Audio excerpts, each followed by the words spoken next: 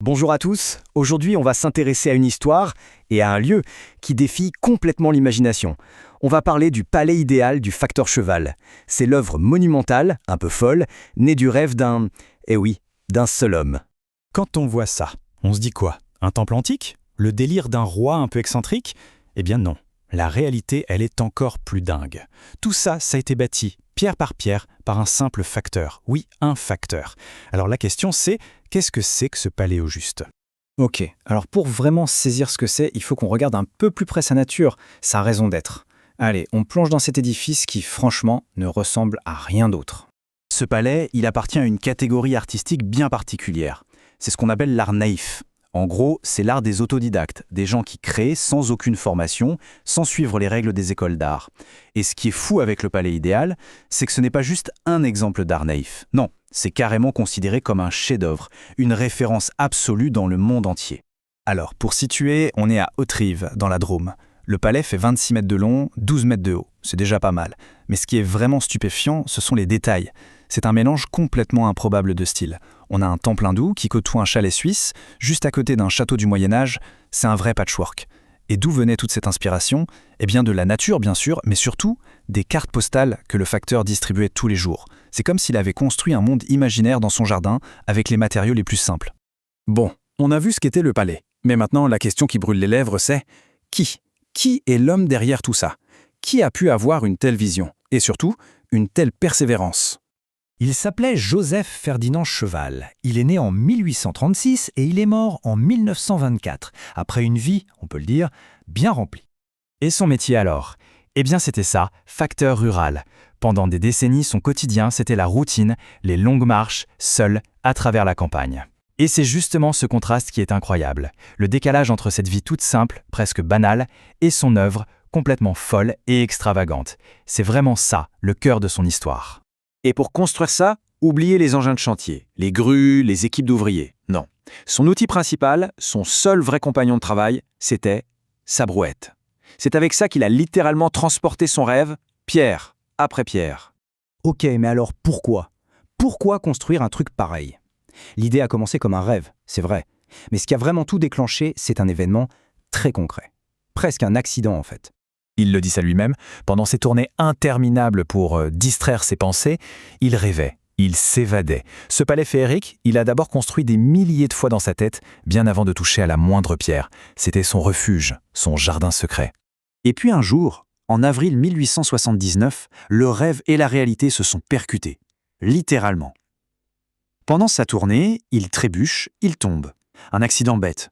Mais en se relevant, il regarde ce qu'il a fait tomber. Une pierre. Une pierre avec une forme vraiment bizarre, étrange. Il la ramasse. Et cette pierre, qu'il appellera sa pierre d'achoppement, c'est le déclic. Ce n'est plus juste un caillou, c'est un signe. C'est l'étincelle qui va transformer son rêve en un projet de vie. Le début d'une obsession, qui va durer 33 ans. Alors maintenant, parlons du comment.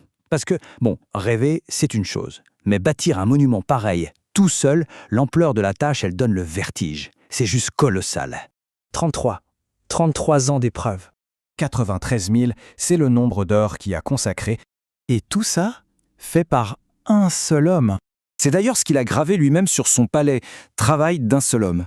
Ce n'est pas juste une inscription, c'est sa signature, c'est l'ADN de tout le projet.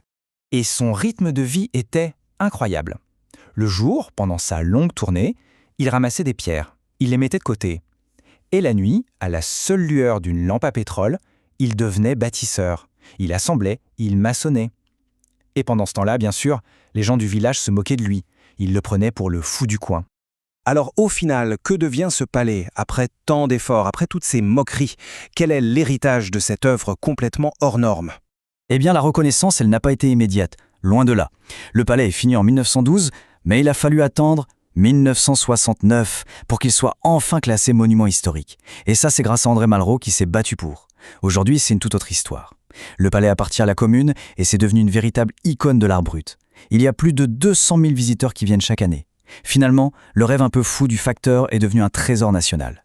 Et ce classement, il faut savoir que ça a été une vraie bataille. C'est assez fascinant. D'un côté, on avait un rapport officiel qui, en 1964, décrivait le palais comme un, je cite, « affligeant ramassis d'insanité qui se brouillait dans une cervelle de rustre », Rien que ça.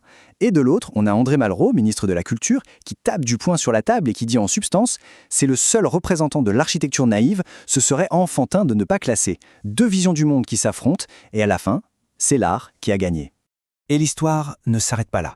On pourrait se dire, bon, après 33 ans de boulot, à 60 saisons, il va enfin se reposer. Eh bien, pas du tout. Son plan, c'était d'être enterré dans son palais. Sauf que la loi l'interdisait. Pas de problème, il a simplement passé 8 ans de plus à se construire son propre tombeau dans le cimetière du village.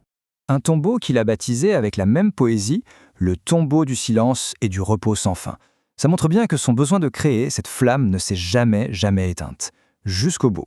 En fait, Ferdinand Cheval a lui-même résumé son œuvre avec une phrase gravée sur le palais qui est presque une question posée à nous tous. « J'ai voulu prouver ce que peut la volonté. » La réponse, eh bien, elle est là. Faite de pierre, de chaux et de rêves, elle se dresse encore aujourd'hui à Haute-Rive. Le témoignage incroyable de ce qu'un seul homme, avec sa seule volonté, peut accomplir.